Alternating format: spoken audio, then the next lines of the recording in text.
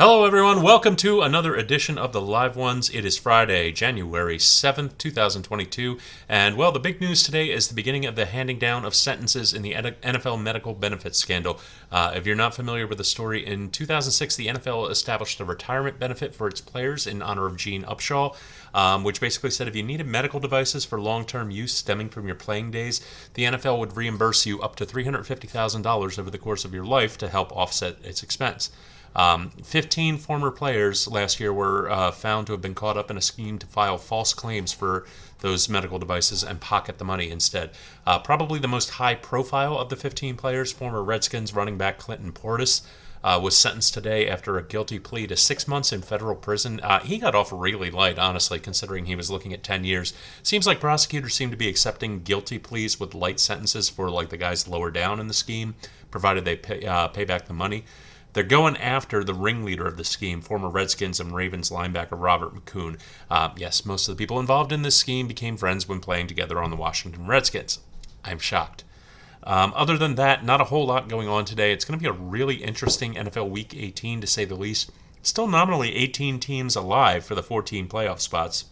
This has been an incredible bell curve of a year, particularly in the AFC, where it just seems like no one in the entire conference actually wants to win anything.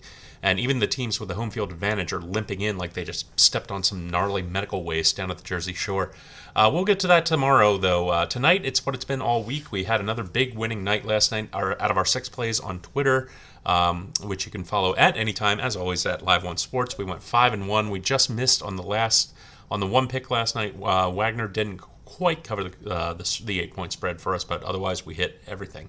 I have to tell you, this is looking like the hot streak I was on in late September. We're 22-9 with a couple of puck line value pick winners for an amazing plus 11.8 units since the start of the year. That is some kind of run for 1 week. We're just going to keep riding this wave until it crests. We've got more college hoops, NBA, and NHL to break down tonight, so let's get right to it.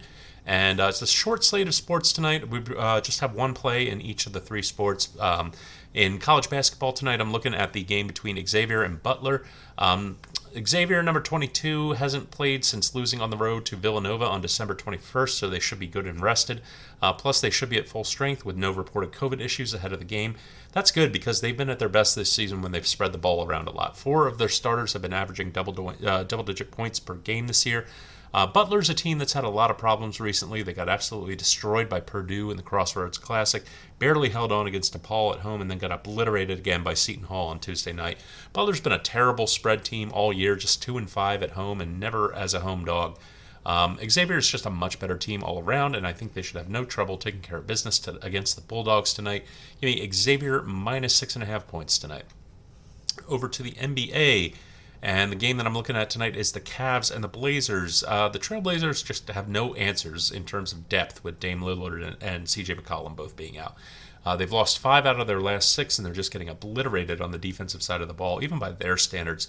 132 points to the Mavericks, 120 to the Jazz, 131 to the Hawks, and 139 to the Lakers. Their opponents are basically getting pregame shooting practice. That's how little this team is capable of on defense.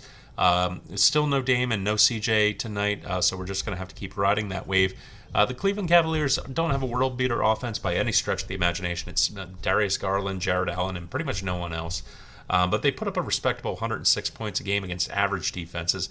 Against this Trailblazers defense, as badly as they've been playing lately, I think they easily get over the team total of 111 tonight, so I am grabbing that all day long. And finally, over to the NHL, the Hurricanes and the Flames. The Hurricanes have come through their COVID issues, and they're out the other side at full strength. They're still one of the best teams in hockey, by my estimation. They're also on home ice, where they've absolutely dominated all season long, outscoring opponents by an average of just shy of 2 goals. Carolina's just a beast of a hockey team with depth for days on both offense and defense. They're just a really, really hard team to beat, even if you're at your best. And the Calgary Flames have not been at their best as of late. Losers of 6 out of their last 8 games, including an overtime loss a month ago to these same Hurricanes. The offense just had a really, really hard time getting in gear lately when it's been playing against teams that aren't racked by COVID. They had that 5-1 win against the Chicago Blackhawks, but the Blackhawks really should have just petitioned to have that game postponed with as many players as they were missing. And I just don't see that spark on offense lighting tonight. So give me the Hurricanes on the puck line of -1.5 for the value price of +130. Third and final play for the night. Everyone bet safe, stay safe. Follow us on Twitter at Live One Sports. Check us out on Roku and Fire TV at the Live Ones. Have yourselves a great Friday night, and I will see you tomorrow.